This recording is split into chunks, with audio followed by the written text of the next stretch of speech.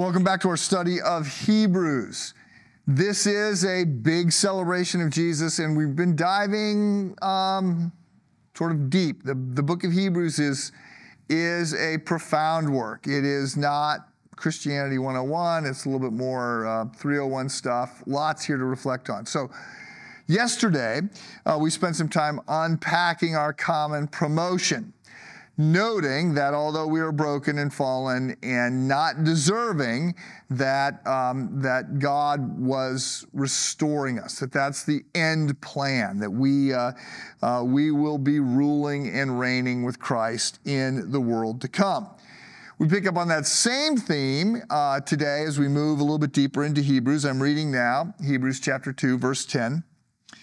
In bringing many sons and daughters to glory, it was fitting that God, for whom and through whom everything exists, should make the pioneer of their salvation perfect through what he suffered.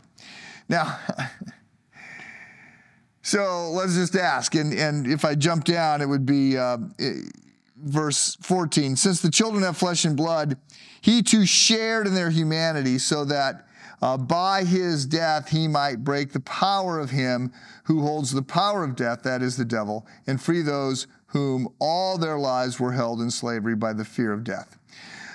For surely it is not angels he helps, but Abraham's descendants. So I want to remind you that angels, the Jews this time thought of angels as being very, very high and lofty, and so any contrast to angels is that we actually are getting more attention, more honor, more favor than the angels. And that's sort of a mystery here. And so the whole thing sets up and says, for it's fitting, so it's fitting for the pioneer of our salvation, and that would be Jesus. So God the Father says it's fitting for the writer of Hebrews says it's fitting for the pioneer of our salvation, that would be Jesus, to die, to become one of us, like us, since the children have flesh and blood, he too shared in their humanity.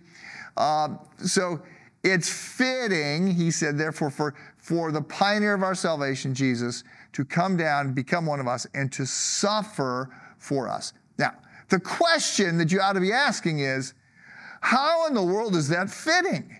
Like, that seems horribly unjust that Jesus, who knew no sin, would become sin on our behalf. How is that just? Well, it's not saying just, he's saying fitting, and it's fitting per the nature of God. So it's not fitting in the sense that it's necessarily just.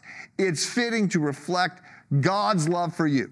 Right? That's part of what we should be overwhelmed by here in Hebrews chapter 2 is we're getting things that we don't deserve, and these things are coming our way because of God's great glory. So in bringing many sons and daughters to glory, it was fitting that God, for whom and through whom everything exists, should make the author of their salvation, Jesus, perfect through suffering.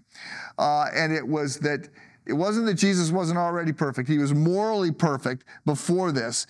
But he makes him who knew no sin to become sin on our behalf, and then he is the only one who could pay that penalty, and so he makes him perfect again through suffering, Jesus suffering on our behalf. So, layered stuff here, but all of it should be category blowing. What Jesus has done for us, what God's love has set up for us, you should be encouraged because of the book of Hebrews. I hope you're encouraged. Have a good day.